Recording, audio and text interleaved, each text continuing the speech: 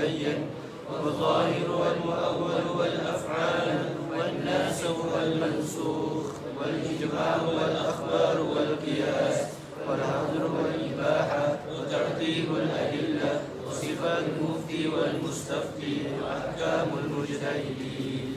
فأما أقسام الكلام فأقل ما يتركب منه الكلام اسمان أو اسم وفعل أو فعل وحرف أو اسم وحرف. والكلام ينقسم إلى أمر ونهي وخبر واستخبار. ومن وجه آخر ينقسم إلى حقيقة ومجاز. فالحقيقة ما بقي على موضوعه وقيل ما استعمل فيما استدل عليه من المخاطبة. والمجاز ما تجوز به عن موضوعه. فالحقيقة إما لغوية وإما شرعية وإما عرفية. والمجاز إما أن يكون بزيادة أو نقصان أو نقل أو استعارة. والمجاز بالزيادة مثل قوله تعالى ليس كمثله شيء. والمجاز بالنقصان مثل قوله تعالى واسأل القرية أي أهل القرية. والمجاز بالنقل كالغائط فيما يخرج من الإنسان. والمجاز بالاستعارة كقوله تعالى إلى من يريد أن ينقص فأقامه. وأما الأمر فهو استدعاء الفعل بالقول ممن هو دونه على سبيل الوجوب.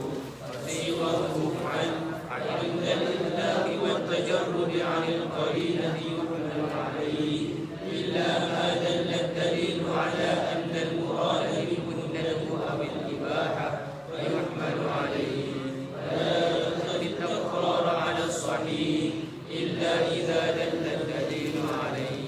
ولا يقتضي الفور لأن الغرض منه إيجاد الفعل من غير اختصاص بالزمان الأول دون الزمان الثاني. والأمر بإيجاد الفعل أمر به وبما لا يتم فعل إلا به. كالأمر بالصلاة أمر بالطهارة والهدية إليها. وإذا فعل يخرج المأمور عن عهدة الأمر الذي يدخل في الأمر والنهي. ومن لا يدخل في أمر الله تعالى المؤمنون والساهي والصبي والمجنون غير داخلين في الخطاب. والكفار مخاطبون بفروع الشرائع وبما لا يصح إلا به وهو الإسلام. بقوله تعالى حكاية عن الكفار قالوا لم نكن من المصلين. بسم الله الرحمن الرحيم. قال شيخ الإمام العالم العلامة إمام الحرمين أبو المعالي عبد الملك بن أبي محمد عبد الله بن يوسف الجويني رحمه الله تعالى. هذه ورقات تشتمل على معرفة الأصول من أصول الفقه. وذلك لفظ مؤلف من جزئين مفردين أحدهما الأصول والآخر الفقه. والأصل ما بني عليه غيره والفرع ما بني على غيره. والفقه معرفة الأحكام الشرعية التي طريقها الاجتهاد. والأحكام السبعة الواجب والمندوب والمباح والمعلوم على ما هو به. والجهل تصور الشيء على خلاف ما هو به.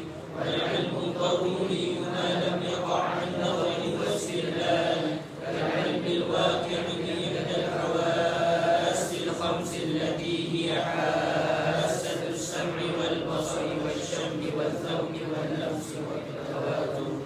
والعلم المكتسب ما يقع عن نظر واستدلال. والنظر والفكر في حال المنظور فيه. والاستدلال طلب الدليل. والدليل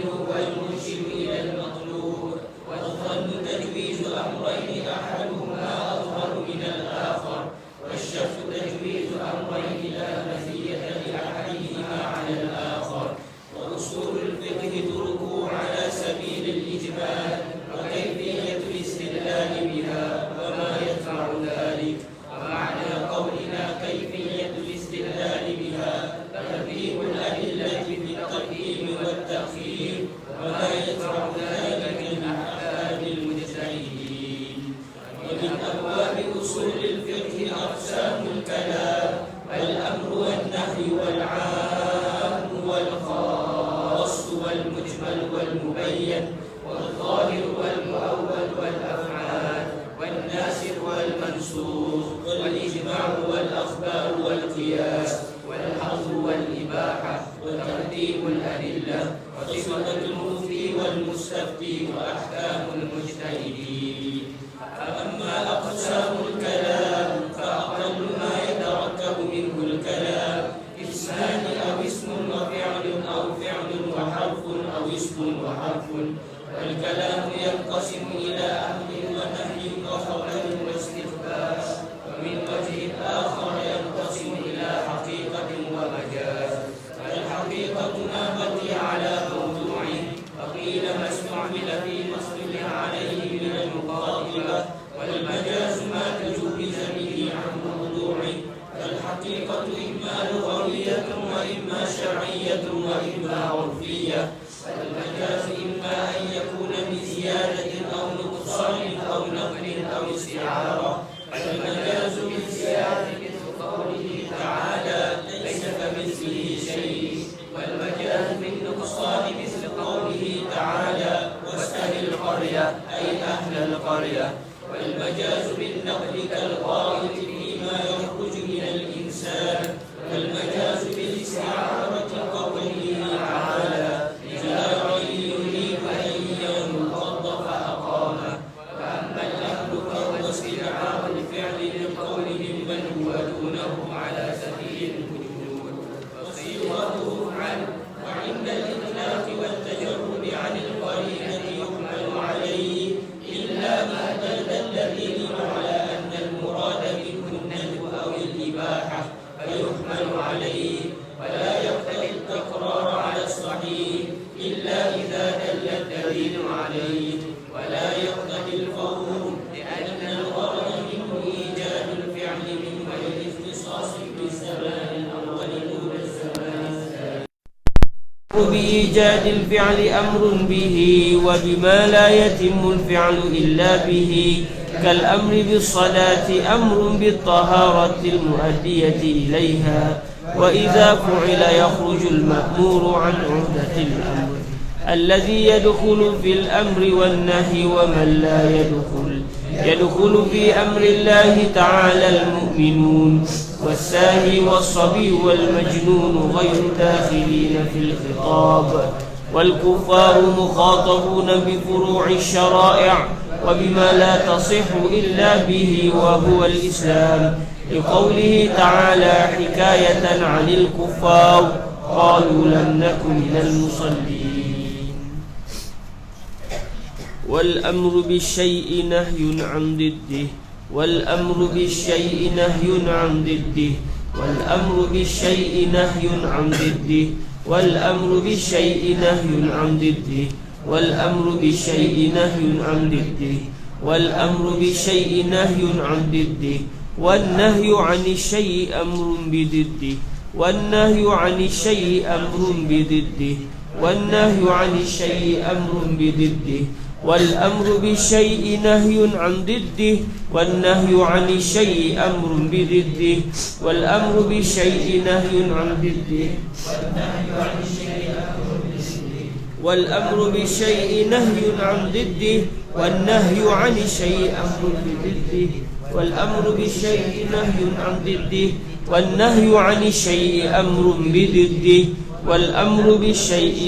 عن ضده. والنهي عن الشيء أمر بضده. والأمر بالشيء نهي عن ضده. والأمر بالشيء نهي عن ضده.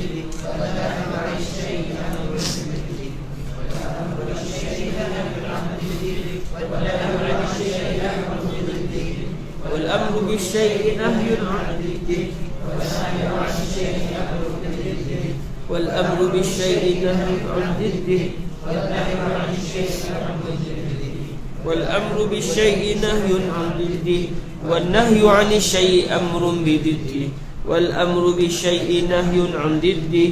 والنهي عن الشيء أمر بضده والأمر بالشيء نهي عن ضده والنهي عن الشيء أمر بضده والأمر بالشيء نهي عن ضده والنهي عن الشيء أمر بضده وهو استدعاء الترك بالقول ممن هو دونه على سبيل الوجوب وهو استدعاء الترك بالقول ممن هو دونه على سبيل الوجوب وهو استدعاء الترك بالقول ممن هو دونه على سبيل الوجوب وهو استدعاء الترك بالقول ممن هو دونه على سبيل الوجوب وهو استدعاء الترك بالقول ممن هو دونه على سبيل الوجوب والأمر بالشيء نهي عن ضده والنهي عن الشيء أمر بضده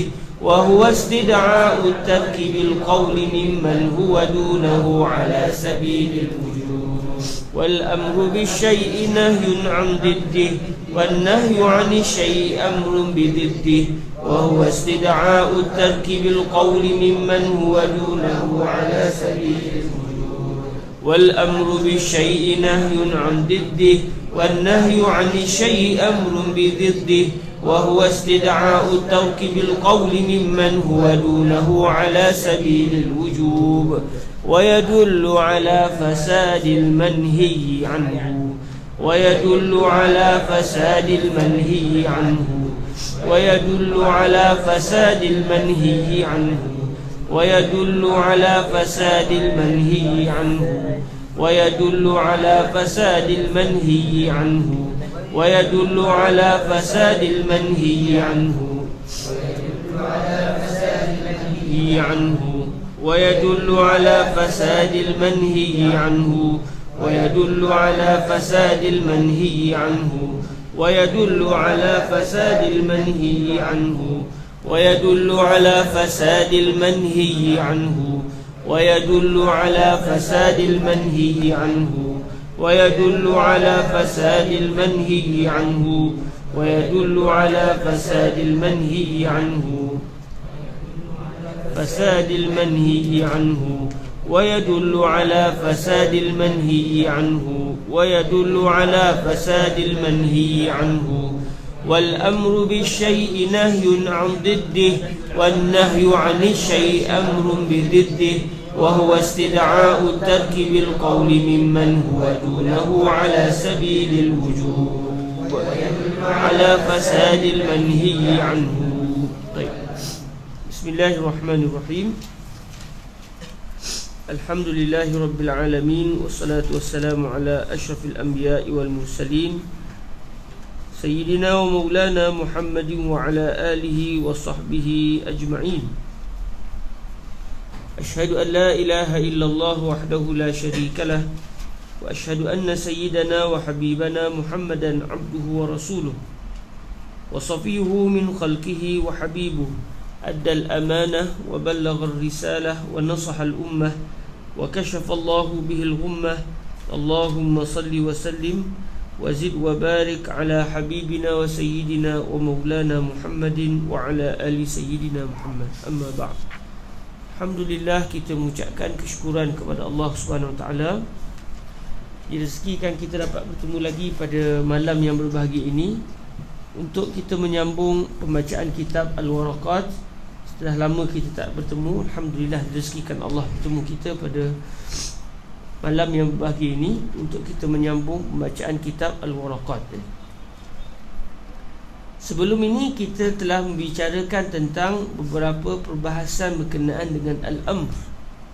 Yang terakhir sekali berkenaan dengan man humul mukallafuna bil amr. Fahal as-sabi mukallaf bil amr? Wahal al-muslim mukallaf bil amr? Wahal al-kuffar mukhatabuna bil amr? Wahakaza. Kita telah bincangkan perkara itu, alhamdulillah. Saya kira kita dah bincang kan. Dan hari ini kita masuk kepada satu perbahasan, iaitu al-amru bisyai'i nahyun an diddihi.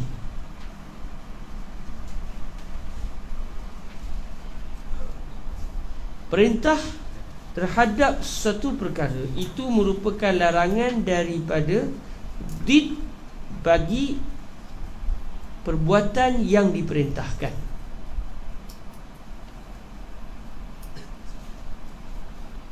Al-amru bisyai' nahyun an diddihi. Al-amru bisyai', satu perintah untuk kita melakukan suatu perkara, itu merupakan larangan daripada melakukan semua did bagi perbuatan yang disuruh tersebut. Diddihi ay diddi asyai'il ma'muri bih. Al-amru bisyai', asyai' di sini adalah al-ma'mur bih. Betul tak? Al-ma'mur bih. Di sana ada al-ma'mur, di sana ada ma'mur bih. Ma'mur iaitu al-insan al-ma'mur, orang yang diperintahkan, al-mukallaf lah. Manakala perbuatan yang disuruh pula dinamakan al-ma'mur bihi. Wal amru bisyai', maksudnya wal amru bil ma'muri bihi nahyun, ay hadzal amru huwa an-nahyu an diddihi, ay diddi al-ma'muri bihi.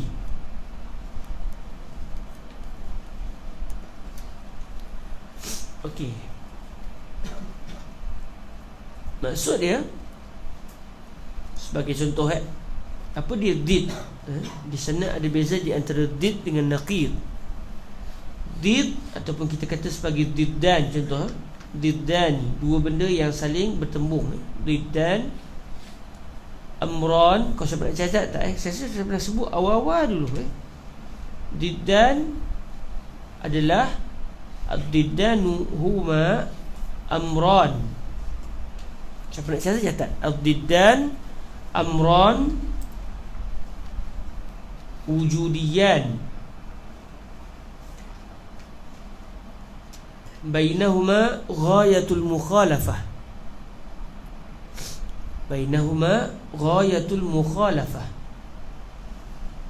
la yajtami'an wa qad yartafi'an. La yajtami'an wa qad yartafi'an wa yakhlufuhuma thalithun. Wa yakhlufuhuma thalithun. Amran wujudiyan bainahuma ghayatul mukhalafah la yajtami'an wa qad yartafi'an wa yakhlufuhuma thalithun.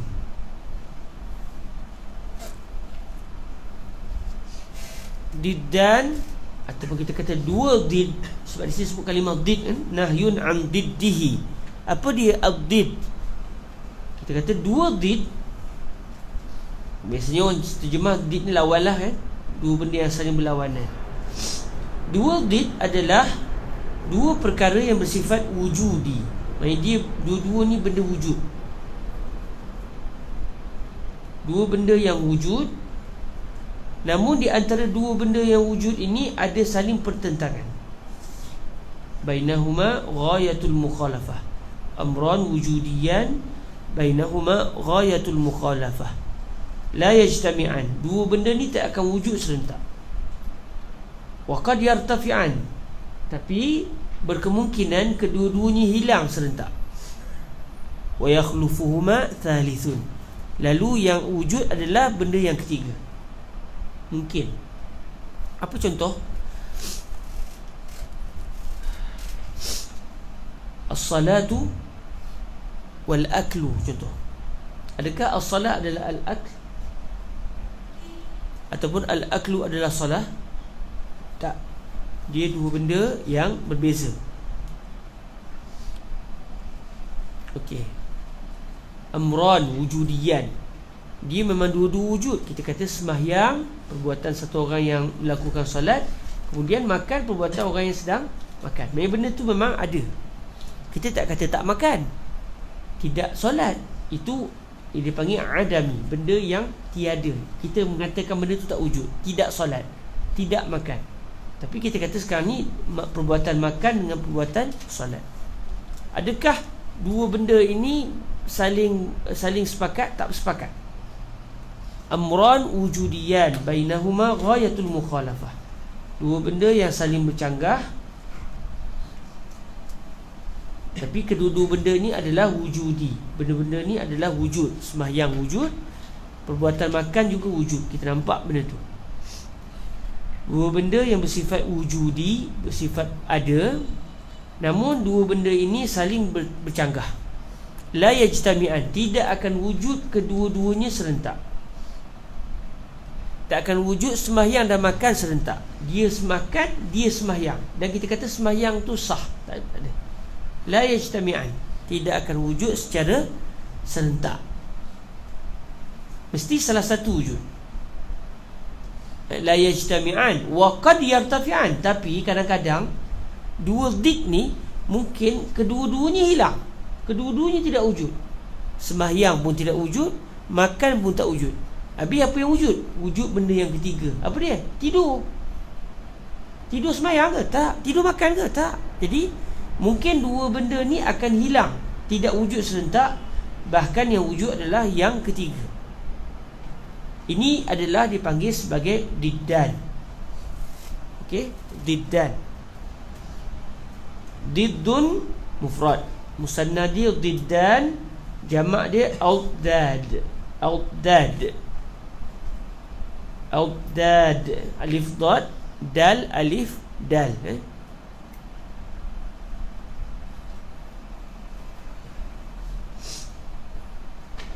Kadang-kadang tidak wujud tiga, dia ajar dua saja. Diddan saja, dia tidak ada awdad. Contoh al-maut wal hayah. Al-maut wal hayah, kehidupan dan kematian. Kematian wujud, buktinya Allah Ta'ala yang menciptakan kematian. Maksudnya kematian itu wujud. Khalaqal mauta wal hayata, Allah yang menciptakan. Bila mencipta benda tu ada, menciptakan kematian, dan Allah juga yang menciptakan kehidupan. Okey, hidup dan mati merupakan dua benda yang wujud. Mati bukan tak ada, mati wujud. Okey, maknanya adakah wujud serentak kedua-duanya pada seorang? Tidak. Sekarang kita semua sedang hidup. Wujud pada kita al-hayah, tapi tidak wujud kepada kita al-maut. Tapi dalam ta'rif ad-diddan wa qad yartafi'an, mungkin dua-dua hilang serentak dan digantikan dengan yang ketiga. Tapi dalam contoh al-hayah wal maut tidak ada yang ketiga. Mesti wujud salah satu je, sama ada hidup ataupun mati. Jadi diddan ni ada dua jenis, sama ada yang ketiga atau tak ada yang ketiga. Okey, itu namanya diddan. Sebab tu dia kata waqad yartafi'an, mungkin kedua-duanya hilang serentak. Sebab apa? Sebab ada diddan, tidak akan hilang kedua-duanya serentak. Sebab tak ada yang nombor tiga.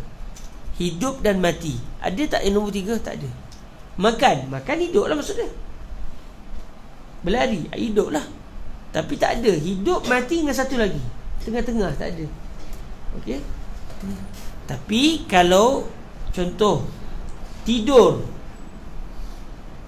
dengan jaga, ada yang nombor tiga kan? Tidur dan juga jaga, ada tak nombor tiga? Kalau ini pun juga tak ada. Tidur dan jaga, an-naum dan juga al-yaqzan, ada tak nombor tiga?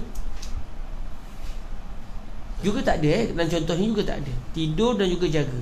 Makan mesti salah satu juga, sama ada dia tidur ataupun jaga. Okey. Berlari, kemudian minum, adakah berlari itu minum? Tidak. Adakah minum itu berlari? Tidak. Tapi kadang-kadang duduk mungkin hilang, dia datang nombor tiga, iaitu duduk contoh. Jadi diddan adalah amran wujudiyan bainahuma ghayatul mukhalafah la yajtami'an wa qad yartafi'an. Itu diddan. Al-alam tersebut kalimah diddan. Ada satu lagi namanya naqidan. Saya pernah sebut tak benda ni? Saya tak pernah. Naqidan dia macam nak ke diddan, tapi dia ada beza sikit. Bahkan bezanya banyak, bukan sikit, banyak.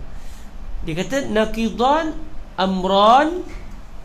Catat naqidani amran ahaduhuma wujudi wal akharu adami. Amran ahaduhuma wujudiyun wal akharu adamiyun. Di sini dah dapat beza antara diddan dengan naqidan. Kalau diddan amran wujudiyan, tapi kalau naqidan amran ahaduhuma wujudi wal akharu adami. Bainahuma ghayatul mukhalafah. Sambungan kepada diddan naqidan, maafkan saya. An-naqidan amran ahaduhuma wujudi wal akharu adami.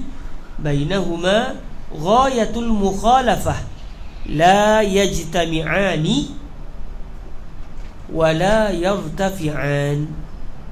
La yajtami'an wa la yartafi'an. La yajtami'an wa la yartafi'an. Okey. Jadi kita nampak ada beza di antara diddan dengan naqidan. Kalau diddan la yajtami'an wa qad yartafi'an wa yakhlufuhuma thalith. Tapi kalau naqidan tidak, la yajtami'an wa la yartafi'an. Maksudnya apa? Dua benda yang satu wujud, satu tidak wujud. Minum, asyurb wa adamu syurb. Asyurbu wa adamu syurb. Minum dengan tidak minum. Okey. Salah satu wujud iaitu minum. Tidak minum tu kita menafikan kewujudan minum. Jadi adami nama dia. Minum dengan tidak minum. Adakah di antara dua ni persamaan? Tak ada persamaan. Bercanggah. Di antara mereka berdua ada percanggahan. Minum bukan tak minum, tak minum bukan minum. Okey? Bainahuma ghayatul mukhalafah. La yajtami'an, tidak akan wujud kedua-duanya serentak. Tak akan wujud dalam satu masa saya minum, saya tidak minum. Mesti wujud salah satu. Wala yartafi'an, dan tak akan hilang kedua-duanya serentak. Saya tidak minum, saya tidak minum. Tak akan wujud. Sama ada yang wujud minum atau yang wujud adalah tidak minum. Tidak akan boleh kita meniadakan kedua-duanya sekali. Beza dengan diddan. Diddan kadang-kadang dua-dua hilang serentak. Makan dan minum. Saya tidak makan, saya tidak minum. Boleh? Saya apa? Saya berjalan. Saya tidak makan, saya tidak minum, saya berjalan. Contoh. Tak ada masalah. Tapi kalau naqidan tak akan wujud. Saya mahu menafikan perbuatan makan dan saya juga mahu menafikan perbuatan tidak makan. Tak boleh kedua-duanya ternafi serentak. Mesti salah satu wujud, salah satu dihilangkan. Tak boleh kedua-duanya serentak wujud. Itu adalah naqidan. Hidup dengan tidak hidup. Tadi al-maut wal hayah. Kalau saya tukar sikit, hidup dengan tidak hidup. Al-hayah wa adamul hayah. Ketika itu yang berlaku adalah bukan diddan. Sebaliknya yang berlaku adalah naqidan. Al-insan wa adamul insan. Al-insan dengan adamul insan. Insan wa ghairul insan. Contoh, manusia dengan bukan manusia. Adakah boleh dihilangkan kedua-duanya? Tidak boleh. Mesti wujud salah satu, sama ada manusia atau yang wujud bukan manusia. Mesti salah satu wujud. Tidak boleh dihilangkan kedua-duanya dan tidak boleh diwujudkan kedua-duanya secara serentak. Okey, itu adalah perbezaan di antara diddan dan juga naqidan dari segi istilahnya. Walaupun dari segi bahasanya naqid dengan did tu kadang-kadang kita kata bercanggah je, benda yang bercanggah dengan satu benda yang lain. Hadza amrun yunaqidu hadzal amr. Contoh, perbuatan ini, perkara ini bercanggah dengan perkara yang satu lagi. Tapi secara istilahnya di sana ada beza di antara diddan dan juga naqidan. Lelaki dan perempuan itu diddan atau naqidan? Diddan. Lelaki dengan bukan lelaki itu diddan atau naqidan? Naqidan. Jadi faham tu? Sebab tak boleh wujud kedua-duanya serentak. Tapi lelaki dengan perempuan mungkin kedua-duanya boleh hilang serentak. Wujud yang ketiga, khunsa. Khunsa muskil contoh. Khunsa muskil, dia ada dua alat kelamin dan dua-duanya berfungsi. Okey, tapi kalau lelaki dengan bukan lelaki, boleh tak? Yang wujud ini lelaki pun tidak, bukan lelaki pun tidak. Tak boleh. Mesti salah satu yang wujud. Okey. Bila kita dah faham tentang diddan dan juga naqidan, kita balik kepada pembahasan kita sekarang. Imam Al-Haramain Al-Juwayni rahimahullahu azza wa jalla menyebut, wal amru bi syai' nahyun an diddihi. Perintah untuk kita melakukan satu perbuatan, perintah itu adalah merupakan larangan daripada semua did bagi perbuatan yang disuruh. Saya diperintahkan untuk solat. Apa did bagi solat? Tidur, makan, berjalan, berlari-lari, melompat. Ini semua adalah merupakan did bagi solat. Apabila saya diperintahkan untuk solat, bila Allah Ta'ala kata aqimus solah, maknanya difahami daripada firman Allah SWT, aqimus solah, la ta'kulu wa la tanamu wa la tamshu. Sebab apa? Sebab ianya merupakan perbuatan yang bercanggah dengan as-salah. Tapi kalau benda tu tak bercanggah, contoh sembahyang dengan membaca Al-Quran, bercanggah ke sembahyang dengan baca Quran? Tak bercanggah. Bahkan baca Quran mesti ada dalam salat, maka tidak jadi diddan. Okey. Tapi kalau benda itu secara syariatnya bercanggah dengan perbuatan yang disuruh, maka arahan yang sama difahami daripada arahan tersebut bahawa ianya juga merupakan larangan daripada semua bagi perbuatan yang disuruh. Okey. Sebab tu disebut sini wal amru bi syai' nahyun an diddihi. Maksud dia nahyun an jami'i abdadihi. Diddihi itu mudhaf dengan mudhaf ilaih. Bila sebut mudhaf dengan mudhaf ilaih, dia boleh memberi makna, maksud dia jami' abdadihi, yufidul umum. Semua did, semua did bagi perbuatan yang disuruh.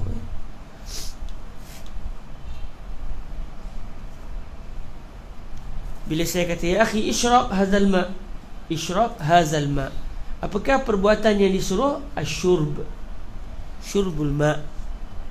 Apa lawan bagi syurbul ma? Solat. Apa lawan kepada syurbul ma? Tidur. Orang tidur macam mana nak minum? Jadi apabila saya diperintahkan untuk minum, maknanya saya dilarang untuk solat, saya dilarang untuk tidur, saya dilarang daripada melakukan semua perbuatan yang bercanggah dengan minum. Makan, ya, makan juga bercanggah, sebab makan beza dengan minum. Maknanya saya dilarang untuk makan, saya hanya disuruh untuk minum.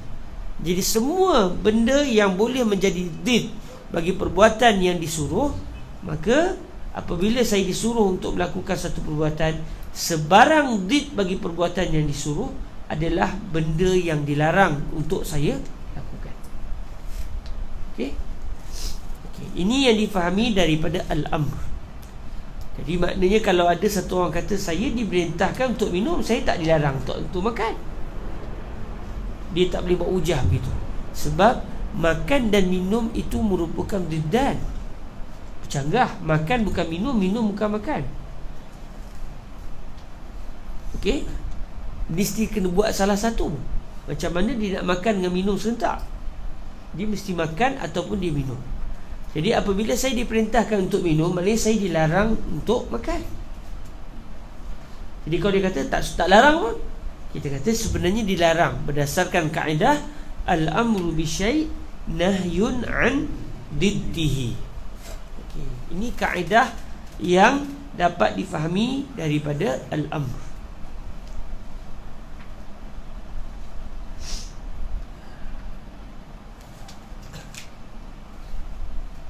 Ini secara kasarnya kalau kita buka kitab lebih tinggi, ada ulama tak setuju. Al-amru bisyai' laisa nahyan 'an diddih. La budda bi ityan bi nahyin sahih wa sarih. Tapi pendapat yang kuat mengatakan al-amru bisyai' yalzam minhu an-nahyu 'an jami'i awdadil ma'muri bih. Dan inilah pendapat yang kuat. Al-amru bisyai' nahyun 'an diddihi. Bila kita dah sebut al-amru bisyai' nahyun 'an diddi, ada satu lagi kaedah yang berkaitan dengan an-nahyu pula. Wan nahyu 'ani syai' amrun bididdihi. Lawan kepada kaedah tadi. Kalau tadi bila saya diperintahkan untuk melakukan satu benda, mari saya dilarang daripada melakukan semua perkara-perkara yang bercanggah dengan perbuatan yang disuruh. Okey, kalau saya dilarang daripada melakukan satu benda, dia kata kepada saya, la tashrab. Ya akhi, la tashrab al-an. La tashrab al-an. Allah Ta'ala sebut dalam Quran contohnya, wala taqrabu zina. Wala taqrabu zina. Perbuatan yang dilarang apa dia? Berzina. Semua benda yang menghampiri kepada zina ditegah oleh syarak. Mesej-mesej, menggatal-gatal, itu semua dilarang oleh syarak. Melainkan setelah dah kahwin, jadi halal lah. Sebelum pada perkahwinan, semua benda yang menghampirkan kita kepada zina, itu semua dilarang dan ditegah oleh syarak. Takut kalau cerita bab ni. Hatta kadang-kadang yang belajar agama juga tidak terlepas daripada musibah ini. Wali'iyazbillah. Moga Allah selamatkan kita daripada semua perkara ni.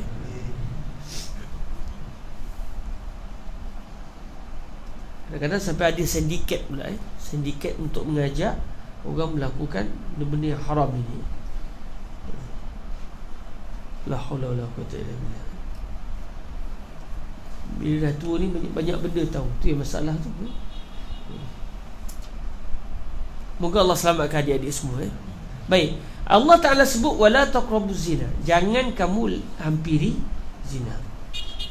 Maknanya bukan takat zina tu haram. Semua benda yang boleh membawa kepada kita mendekatkan diri kita kepada zina, semuanya diharamkan oleh syarak. Itu adalah an-nahyu. La taqrabu az-zina. Maksudnya qurbu zina muharram. Ana manhiyun an qurbi zina. Okey, apabila dia adalah larangan, maka sebenarnya dia adalah arahan. Arahan untuk apa? Arahan untuk kita melakukan sebarang did bagi perbuatan yang ditegah tersebut. Bila Allah kata jangan hampiri zina, maka hendaklah kita melakukan sebarang perbuatan selain daripada zina. Kita hendaklah melakukan sebarang perbuatan yang melakukan sebarang perbuatan yang merupakan did bagi zina. Apa did bagi zina? Makan, minum, tidur, baca Quran. Jadi apabila saya ditegah untuk menghampiri zina, saya diperintahkan oleh Allah untuk melakukan perbuatan yang merupakan did bagi perbuatan menghampiri zina. Cuma kata para ulama, maksud amrun bididdihi di sini bukan maksudnya amrun bi jami'i adadihi. Sebaliknya amrun bi ahad adadihi. Okey. Saya hanya diperintahkan oleh Allah daripada firman Allah Ta'ala wala taqrabu zina. Ayat ini adalah perintah untuk saya melakukan sebarang perbuatan yang merupakan lawan bagi qurbu zina. Tak mesti kena buat semua, tapi sekurang-kurangnya satu saya kena buat. Apa dia? Paling senang tidur. Ada akhwat menggatal mesej kita, kita pun tutup handset terus tidur. Ada ikhwah menggatal dengan akhwat kata astaghfirullahalazim, dia tutup handset, dia tidur. Maksudnya dia ketika dia tidur itu, dia telah melakukan satu perbuatan yang merupakan did kepada qurbu zina. Tapi adakah dia kena buat semua benda yang merupakan did kepada zina? Makan, minum, berjoging, masuk gym, semua dia kena buat, dia kena senaraikan. Gila kau banyaknya kan, larat nak buat semua. Adakah dia kena buat semua? Tidak. dia cukup buat salah satu, paling kurang satu lah. Nak buat dua alah masalah. Ni kenapa makan banyak ni? Demi kerana Allah Ta'ala berfirman wala taqrabu zina. Lain macam lah. Dia faham gitu. Tak apalah. Tapi still maknanya betul. Dia melakukan sebarang perbuatan yang merupakan did kepada al-manhiyu anhu. Jadi di sini kita dapat tengok beza di antara al-amru bi syai' nahyun 'an diddih. Al-amru bi syai' nahyun 'an diddih maksudnya nahyun 'an jami'i adadihi. Bila kita diperintahkan untuk melakukan satu perbuatan, kita ditegah daripada melakukan semua did bagi perbuatan yang disuruh. Ditegah untuk melakukan semua sekali. Tapi kalau kita ditegah pula daripada melakukan satu perbuatan, kita sebenarnya hanya disuruh untuk melakukan sekurang-kurangnya satu perbuatan sahaja yang merupakan did bagi perbuatan yang ditegah. Okey. Maknanya kaedah ini kita akan jumpa banyak dalam kitab-kitab fiqh.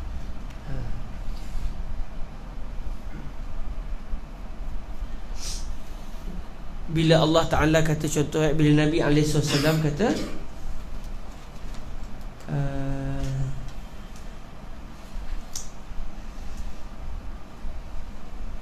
al-amru bi syai' nahyun 'an diddih. Al-amru bi syai' nahyun 'an diddihi. Apabila Nabi SAW menyuruh kita sebagai contoh untuk berdoa selepas kita berwudu, doa selepas wudu, maksudnya sebenarnya perintah. Maksud dia kita dilarang oleh syarak daripada melakukan semua perbuatan yang bercanggah dengan doa selepas wudu. Apa dia? Borak dengan kawan-kawan, habis wudu, engkau apa khabar, sihat? Itu ditegah walaupun tidak ada dalil secara jelas. Kenapa diambil daripada kaedah al-amru bi syai' nahyun 'an diddihi.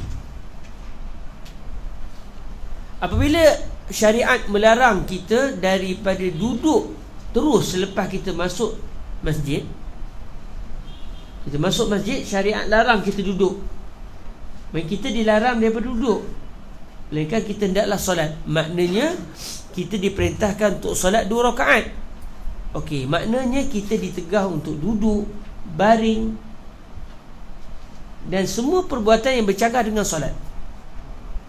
Berdiri tapi tak solat, nyembang, itu juga ditegah. Sebab patut-patut masuk masjid terus solat. Diambil pada kaedah mana? Al-amru bi syai' nahyun 'an diddihi wan nahyu 'an syai' amrun bi diddihi, ay amrun bi ahadi adadihi.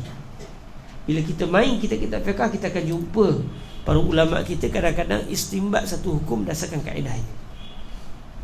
Okey. Alhamdulillah.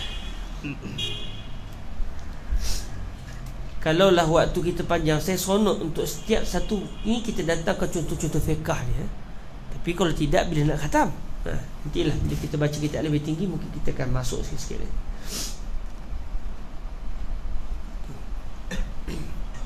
Sebab tu kata Syekh Said Syatud, bila kita belajar fiqh tak belajar usul fiqh, kita tak akan rasa kemanisan fiqh itu.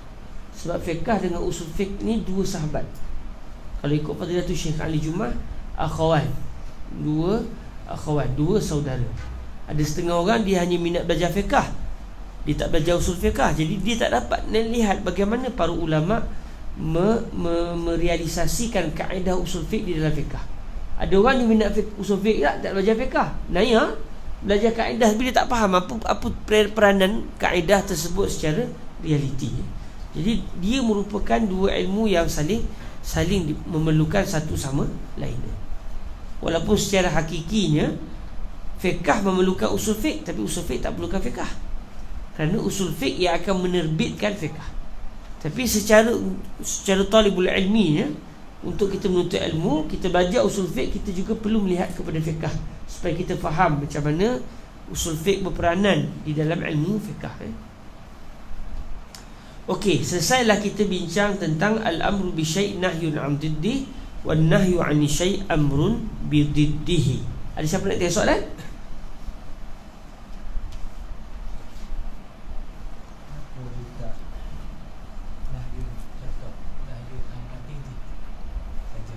Macam mana Ustaz?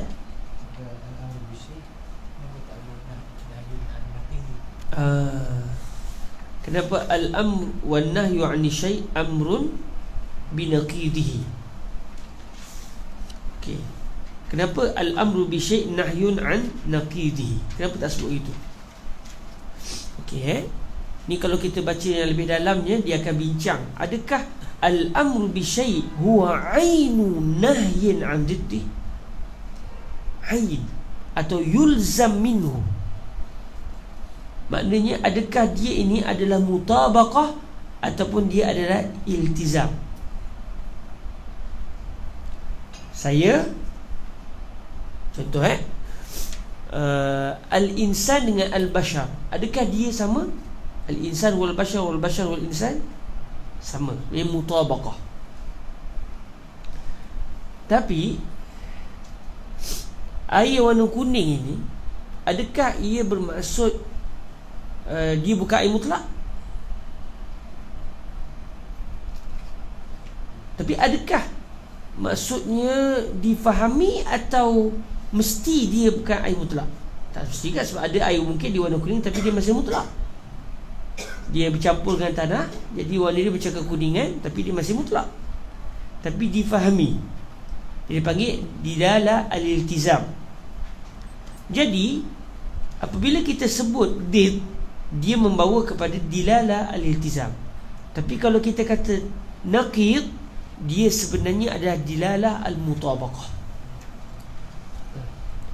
Jadi al-amru bi syai' nahyun an naqidihi, itu memang betul.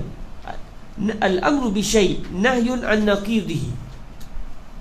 Ana contoh saya diperintahkan untuk minum, maksudnya saya ditegah untuk tidak minum. Tetapi tegahan dan larangan itu, al-amru bi syai' huwa ainu nahyin an naqidihi bil mutabaqah. Tidak ada beza di antara al-amru dengan nahyu ketika itu. Padahal al-amru beza dengan nahyu kan? Al-amru begini, maksud dia perintah, nahyun tegahan. Tetapi oleh kerana ia berkait dengan naqid, bukan did, naqid adalah hakikah, ain, hakikat kepada ma'mur bihi. Sebab apabila saya diperintahkan untuk minum, sebenarnya perintah itu hakikatnya adalah larangan, bukan difahami daripadanya. Sebaliknya hakikatnya dia adalah sebenarnya larangan daripada naqid. Sebab itulah tidak dibincangkan tentang isu al-amru bi syai' nahyun an naqidihi wan nahyu an syai' amrun bi naqidihi. Sebab apa? Sebab itu merupakan hakikatnya. Macam al-insan hayawan natiq. Al-insan wa hayawan natiq, wal hayawan natiq wal insan, itu bukan yufham min al-insan annahu hayawan natiq, tak. Bukan yufham, bukan yalzam minhu, tak. Tetapi dia adalah huwa ainu al-insan huwa hayawan natiq hakikatan. Jadi hayawan natiq hakikatul insan, wal insan hakikatul hayawan natiq. Tapi al-insan yufham minhu annahu yabtasim, tak, dia bukan hakikat dia, dia yulzam minhu, yufham minhu. Bila al-insan, maka dia akan boleh tersenyum, tapi dia bukan hakikat. Jadi did bukan hakikat bagi satu benda, tapi naqid bagi sesuatu benda, dia adalah hakikat. Oleh kerana masalah ini berlaku khilaf di kalangan para ulama. Khilaf di mana? Khilaf pada did, bukan pada naqid. Naqid tidak berlaku khilaf. Semua ulama sepakat al-amru bi syai' ainun huwa nahyun an naqidihi, wan nahyu an syai' huwa amrun bi naqidihi bila khilaf. Tapi masalah ni berlaku khilaf. Khilaf di mana? Pada naqid, pada did, bukan pada naqid. Clear? Tapi kalau siapa tak faham, tak apa sebab ini adalah soalan luar dan dia agak-agak ni sikit Tapi kalau kita baca kitab Nihayatul Usul, dia akan bincangkan isu ini.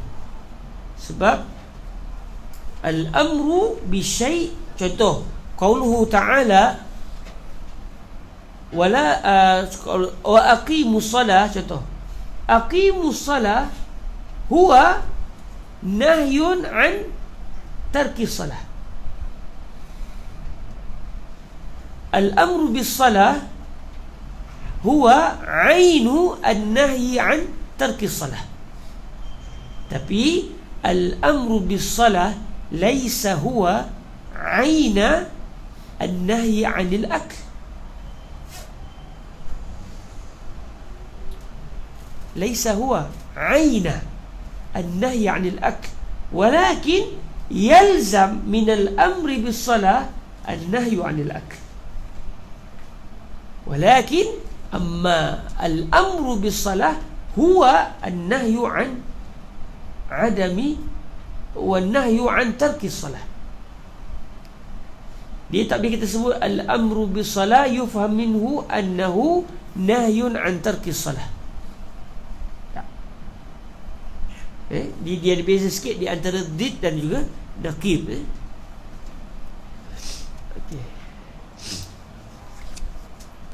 Okey, setelah kita faham tentang al-amru dan juga an-nahyu dan juga benda yang berkaitan dengan did bagi al-amr dan juga did bagi an-nahy, iaitu pada ucapan al-amru bi syai' nahyun 'an diddi wan nahyu 'an syai' amrun bi diddi, Imamul Haramain setelah menerangkan tentang al-amru secara panjang lebar, beliau mula untuk masuk kepada tajuk yang seterusnya, iaitu an-nahyu. Wa min abwabi usulil fiqh aqsamul kalam wal amru alhamdulillah intahayna wal an nuri an natakallam bi tawassu' an an-nahy. Sebab tu disebut sini wa huwa di sini maksudnya wan nahyu, sebab disebut sini wan nahyu 'an syai' amrun bididdihi. Apa dia an-nahyu? Wa huwa istida'a'u tarki bil qaul mimman huwa dunahu ala sabilil wujub. Lawan bagi an-nahyu. Fan-nahyu diddul amr wal amru diddun nahy. Apabila al-amru ditarifkan dengan istida'a'ul fi'li bil qaul mimman huwa dunahu ala sabilil wujub, maka an-nahyu pula adalah istida'a'ut tark bil qaul mimman huwa dunahu ala sabilil wujub. Yang lain semua sama, bezanya hanya pada istida'a'ut tark itu adalah an-nahy, manakala istida'a'ul fi'l itu adalah amr.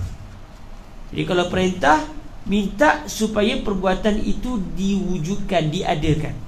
Tapi kalau an-nahyu, minta supaya ditinggalkan perbuatan tersebut, ditiadakan perbuatan tersebut, tidak diwujudkan perbuatan tersebut. Wa huwa di sini maksudnya wan nahyu huwa istida'a, maksudnya talab. Istida'a'ut tark maksudnya talabut tark, maksudnya talab tarkil fi'li. Istida'a'ut tark bil qaul, ay hadha al-istida'a bil qaul. Tuntutan tadi adalah secara ucapan, bukan secara isyarat, bukan secara tulisan. Dia sama lebih kurang dengan al-amru dulu. Wal amru istida'ul fi'li bil qaul. Jadi sama juga dengan sini. Sebagaimana al-amru disyaratkan mesti secara lisan, perintah itu mesti datang secara lisan. Tak boleh perintah itu datang secara tulisan atau isyarat. Kalau berlaku secara isyarat ataupun secara tulisan, dia tidak dinamakan sebagai al-amru al-haqiqi. Dia panggil al-amru majazan. Secara majaz ni dinamakan sebagai al-amru. Tapi al-amru secara hakikatnya apa dia? Mesti arahan secara suara. Jadi larangan, an-nahyu daripada tegahan juga secara suara, iaitu dengan sirah la taf'al, jangan buat. Jadi kalau macam contoh, ada satu orang dia nak minum, kita kata siap, dia nak minum, dia pun terus letak. Maksud dia apa? Dia dilarang. Tapi itu apa dia la taf'al ke tu? Payah ke tu kan? Allowance ni apa tu? Tak jumpa Dia isyarat dengan tangan begitu lagi. Jadi maksudnya dia adalah larangan, talabut tark, tetapi bukan bil qaul, bal bil isyarah. Maka tidak dinamakan sebagai an-nahyu fil haqiqah, walaupun dinamakan an-nahyu fil majaz, secara majaznya. Tapi secara hakikat an-nahyu mesti secara sebutan. Bil qaul, maksudnya ba pada kalimah bil qaul dia muta'alliq dengan istid'a'. Hadzal istid'a' la budda bi tariq al qaul, bukan at-tarku tu bil qaul. Jadi istid'a' itu tuntutan itu mesti secara lisan, mesti secara ucapan.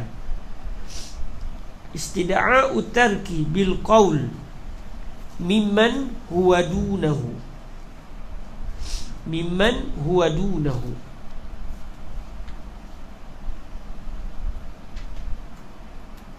Istida'u tarki itu adalah mimman, daripada orang yang lebih rendah daripadanya. Mimman ay min syakhsin huwa dunahu. Maksud dia al-manhi, orang yang ditegah itu lebih rendah daripada an-nahi. Mimman huwa dunahu ay mimman huwa dunan nahi.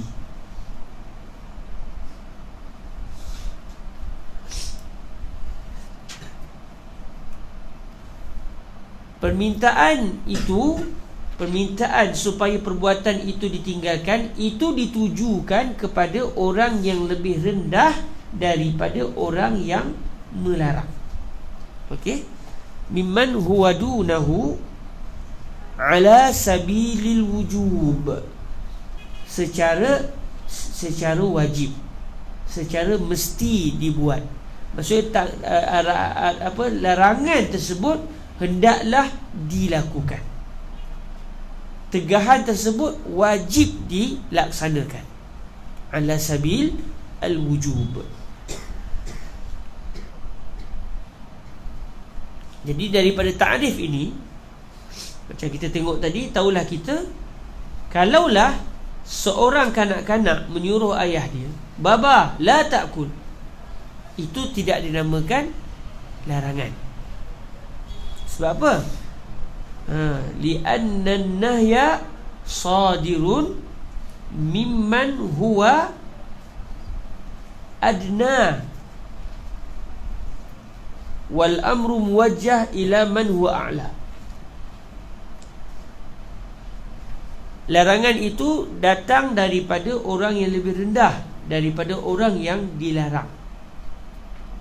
Sepatutnya yang melarang hendaklah lebih tinggi kedudukannya daripada yang kena larang.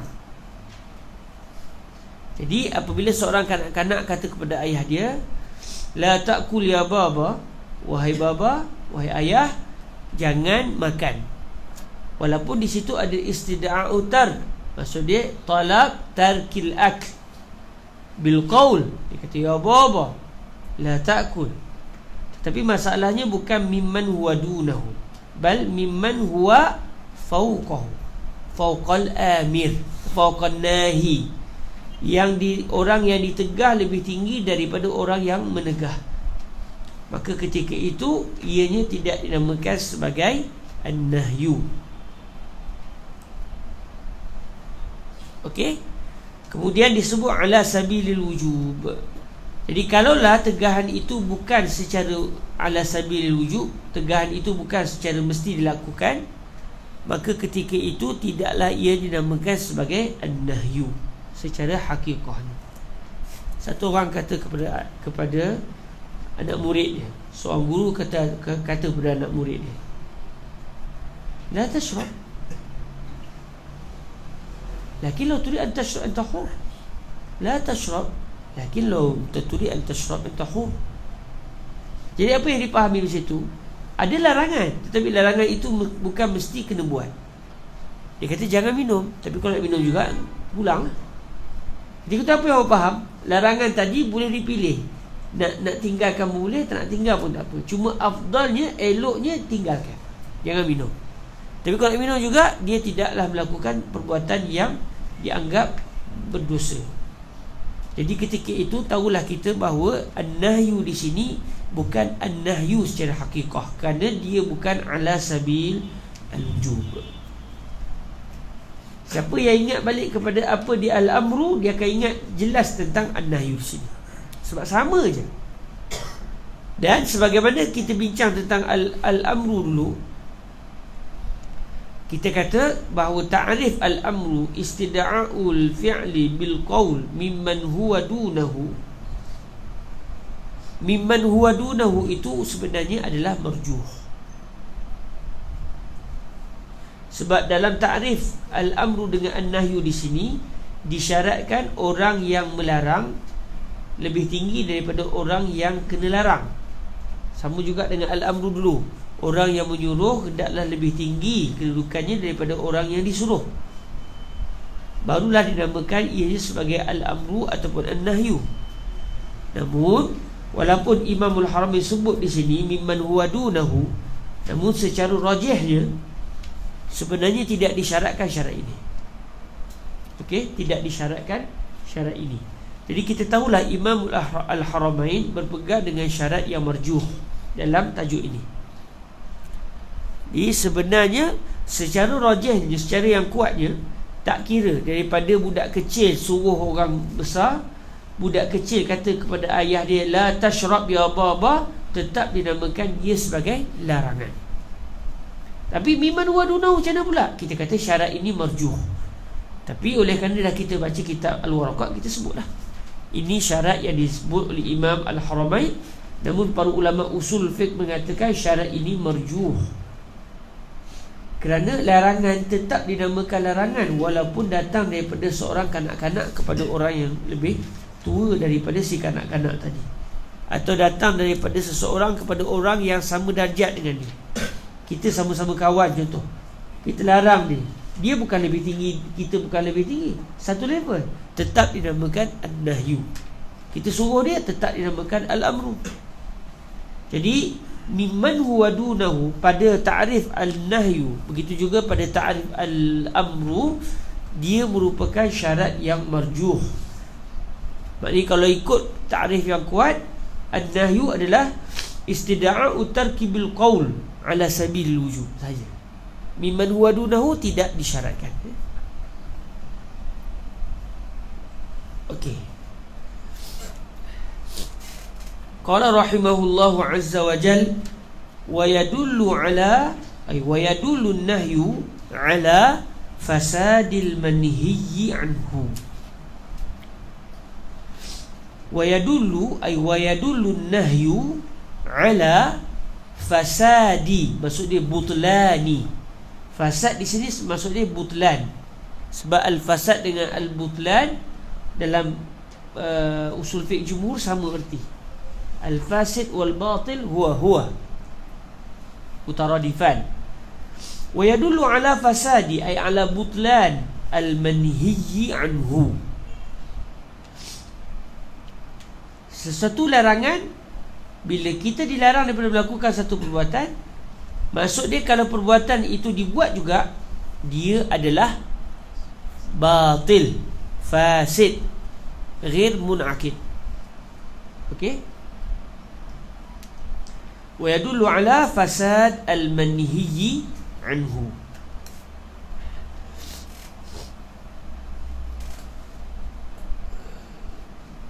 Okey, secara zahir kalau Imam Al-Haramain seakan-akan asal saja larangan menunjukkan perbuatan yang dilarang kalau dibuat semuanya akan batal.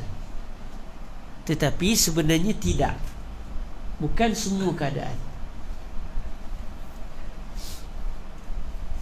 Okey, contoh kita kan dilarang daripada orang lelaki dilarang berjual beli pada ketika azan kedua. Azan yang selepas azan itu khutbah akan terus bermula.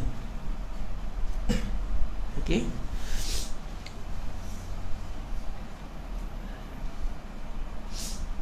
Pada zaman Sayyidina Osman ada 2 azan. Zaman Nabi SAW hanya ada 1 azan. Yang azan kita pada hari ini itu adalah daripada azan zaman Sayyidina Osman. Masuk saja waktu azan. Lepas tu dekat-dekat nak imam nak naik atas mimbar, sebelum imam khutbah azan lagi. Okey. Zaman Nabi dulu masuk waktu tak azan hari Jumaat. Bila Bilal akan azan apabila Nabi sudah naik atas mimbar, barulah azan. Jadi Allah Ta'ala melarang kita berjual beli sewaktu nida, sewaktu azan. Azan yang mana? Azan yang selepasnya ada khutbah. Okey. Kalau kita pergi ke Saudi Arabia, ke Arab Saudi, dia orang azan pula sebelum masuk waktu lagi. Setengah jam, lebih kurang setengah jam atau sejam gitu sebelum masuk Jumaat azan dah. Kemudian bila imam nak berkhutbah azan lagi. Jadi kalau ikut-ikutnya sebenarnya azan zaman Sayyidina Osman bukan begitu. Azan Sayyidina Osman adalah masuk waktu azan, kemudian bila imam sudah berada di atas mimbar dan naik atas mimbar azan. Jadi zaman Nabi hanya 1 azan, iaitu bila Nabi naik atas mimbar, maka Bilal akan melakukan azan. Habis azan Nabi akan terus berkhutbah. Okey. Kita dilarang untuk berjual beli pada ketika azan yang selepasnya khutbah. Okey. Maknanya kalau kita berjual beli juga, orang lelaki kat Malaysia contoh, berjual beli juga,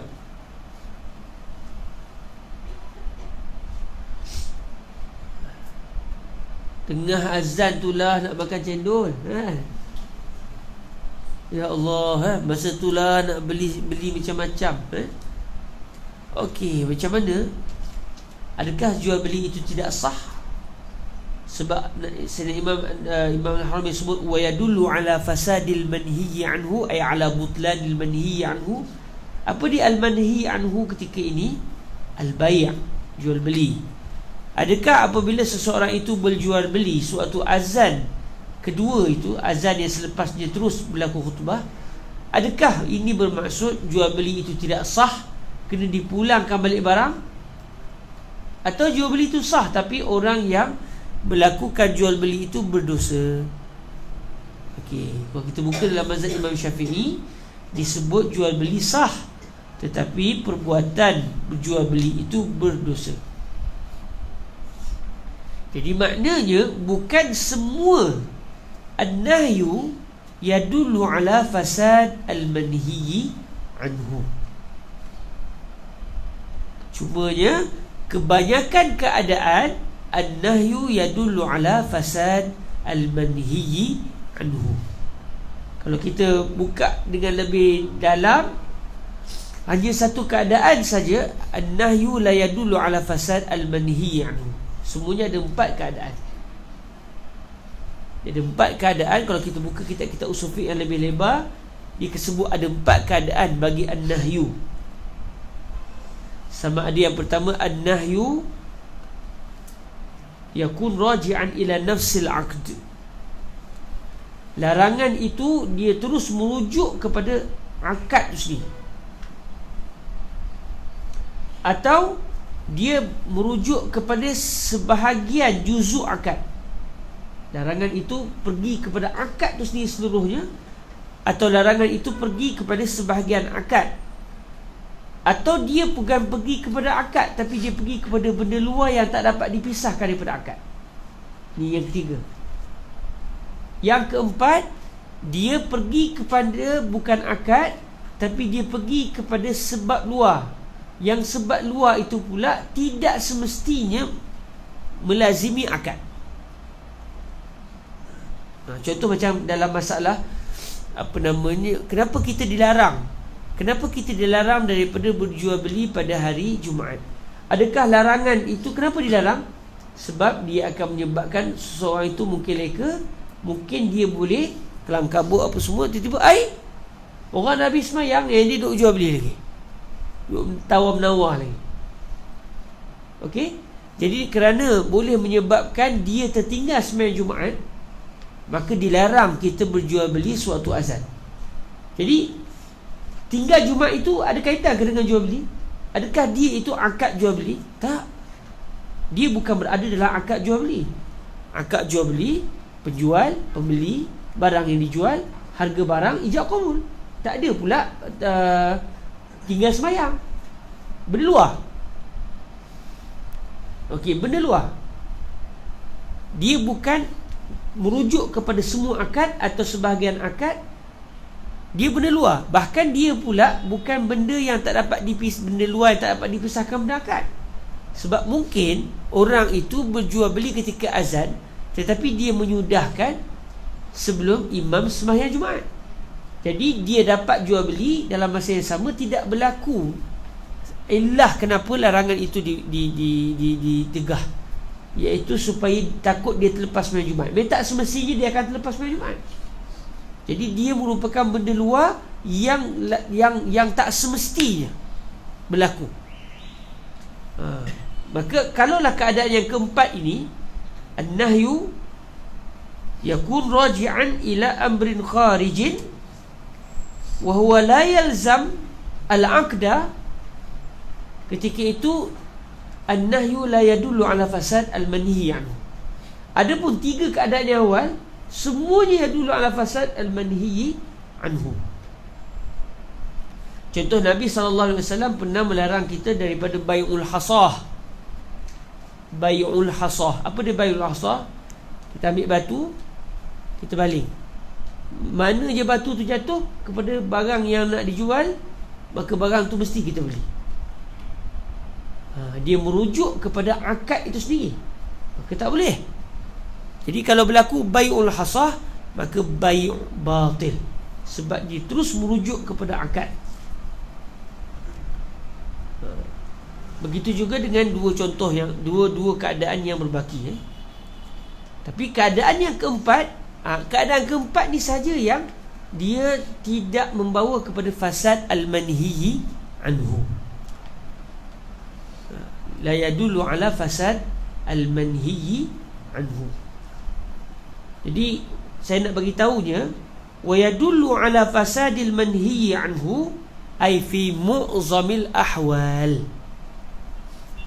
Yadullu nahyu ala fasadil manhiyi anhu fi mu'zamil ahwal.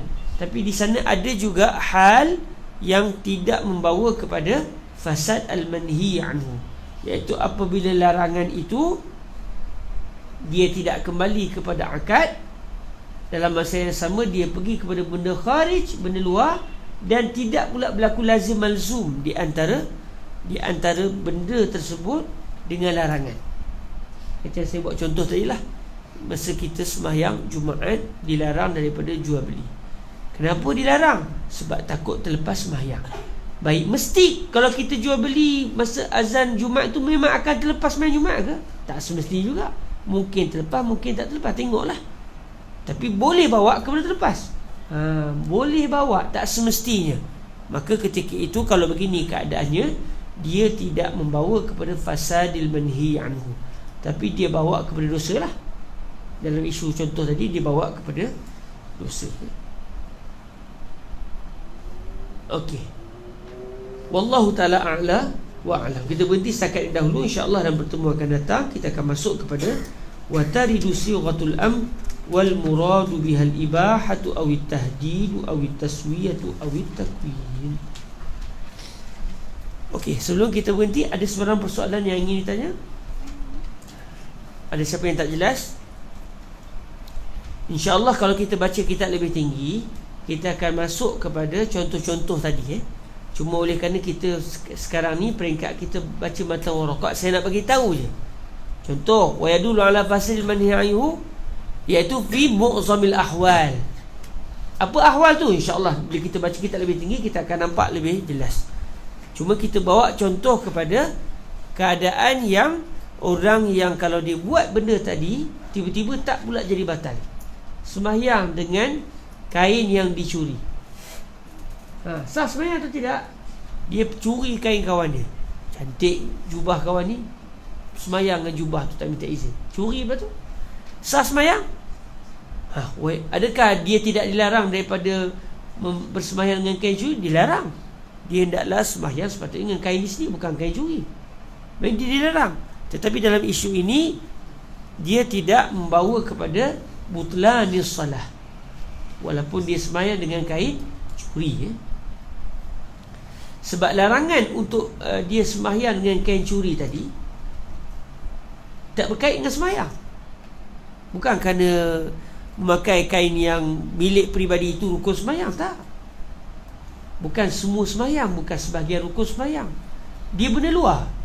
Dan dia pula tak semestinya kain curi itu boleh dia mungkin bertukar jadi kain tak curi. Boleh. Dia sembahyang dengan kain curi, dia nak start kat takbir, kawan dia kata aku hadiahkan kain itu kepada kamu. Jadi tak semestinya kain curi itu mesti terus jadi kain curi. Mungkin dia bertukar status. Jadi ada kemungkinan dia tidak lazim dengan malzum. Okey. Jadi ini di antara contohlah. Tapi dalam mazhab Imam Ahmad tak silapnya batal sembahyang. Dia ada berlaku khilaf fiqh sikitlah. Tapi ijtihad mazhab Imam Syafi'inya, kalaulah an-nahyu itu tidak merujuk kepada al-aqd dan tidak merujuk kepada juz'ul aqd, dia sebaliknya merujuk kepada amrun kharij, dalam masa yang sama dia merupakan amrun kharij yang ghairi lazimin lil aqdi, amrun kharij ghairu lazim lil aqdi. Kalau begini keadaannya, sembahyang ataupun akad tadi adalah sah, cuma orang yang melakukannya adalah berdosa. Kalau larangan itu larangan tahrim lah. Kalau larangan itu makruh, tidak sampai dosa lah. Wallahu ta'ala a'la wa a'lam. InsyaAllah dalam pertemuan akan datang kita akan masuk kepada wa taridu siratul am wal muradu biha al-ibahatu awit tahdid awit taswiyatu awit takwin. Ada sebarang persoalan sebelum kita berhenti pada waktu yang tengah malam ni?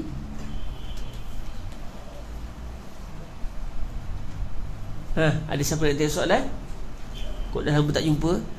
Nak minta ke rumah Ajwa? Ada kat rumah sebiji RM5. Zam-zam ada? Ada siapa nak minta apa-apa? Tak ada. Kalau tak ada, demi untuk daripada kita buka luas lagi, sebab al-amru bi syai' nahyun 'an diddih wan nahyu 'ani syai' amrun bi diddih. Jadi demi untuk mengelakkan daripada perkara itu berlaku, kita tangguhkan majlis kita dengan selawat ke atas junjungan mulia Nabi sallallahu alaihi wa alihi wasallam. Allahumma salli afdala salatin ala as'adi makhluqatika sayyidina Muhammad wa ala alihi wa sahbihi wa sallim adada ma'lumatika wa midada kalimatika kullama zakaraka dhakiruna wa ghafala an dhikrihil ghafilun. اللهم صل أفضل صلاة على أسعد مخلوقاتك سيدنا محمد وعلى آله وصحبه وسلم عدد معلوماتك ومداد كلماتك كلما ذكرك الذاكرون وغفل عن ذكره الغافلون. اللهم صل أفضل صلاة على خاتك سيدنا محمد وعلى آله وصحبه وسلم عدد معلوماتك ومداد كلماتك كلما ذكرك الذاكرون وغفل عن ذكره الغافلون. اللهم صل وسلم وزد وبارك عليه وعلى آله